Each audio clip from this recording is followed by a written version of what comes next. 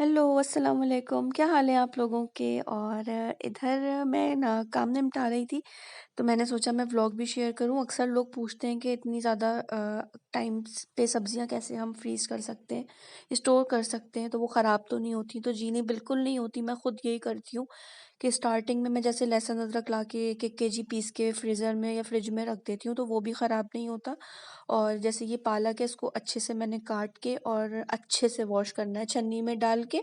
और आप जब ये कर लेंगे तो उसके बाद आप इसको जब छन्नी में रखेंगे तो सारा पानी ड्रेन हो जाएगा। आप इसको इस तरह से एयर टाइट में करके रख दें या जो ज़िपर बैग्स आते हैं उसमें करके रख दें, तो बहुत सुकून हो जाता है।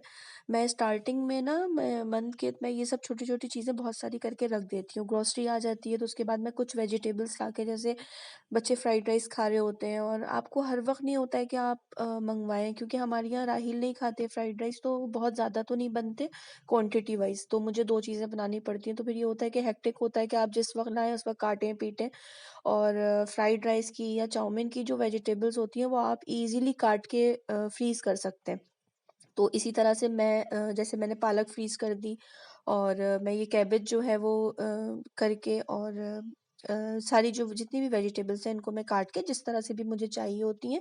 और चाउमीन में के या फ्राइड राइस की तो मैं इसको भी इसी तरह से काट के अलग से पहले मैं धो लेती हूँ अच्छे से वॉश करके, उसके बाद आप काट के और आप इसी तरह से एयर टाइट में करके रख दें। अगर आपको ज़रूरत है तो आप ज़िपर बैग्स में भी रख सकते हैं। डिपेंड करता है कि आपके फ्रीज़र में जगह है नहीं है। इस वक्त मैं सारे इसी तरह से कर के रखती थी एयर टाइट में, क्योंकि जगह थी। और इसी तरह से मैं मटन, बीफ और चिकन ला के भी वॉश करके, और एक दिन की मेहनत होती है, काम लंबे हो जाते हैं, लेकिन ये है कि फिर आपको उसके बाद हफ्ते भर का सुकून होता है।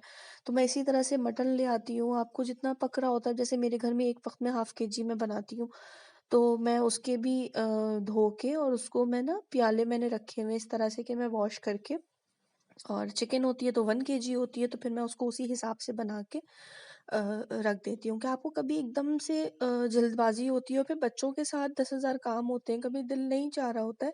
और ख़ैर शुरू से हमें आदत भी, अम्मी के घर में भी अम्मी को मैंने यही देखा कि शुरू से अब्बू मतलब बल्क में ज़रा-सा बीफ, मटन, चिकन ला देते। चिकन अम्मी अमूमन बिल्कुल फ्रेश मँगाती थी, लेकिन अब हम फ्रेश नहीं मँगाते।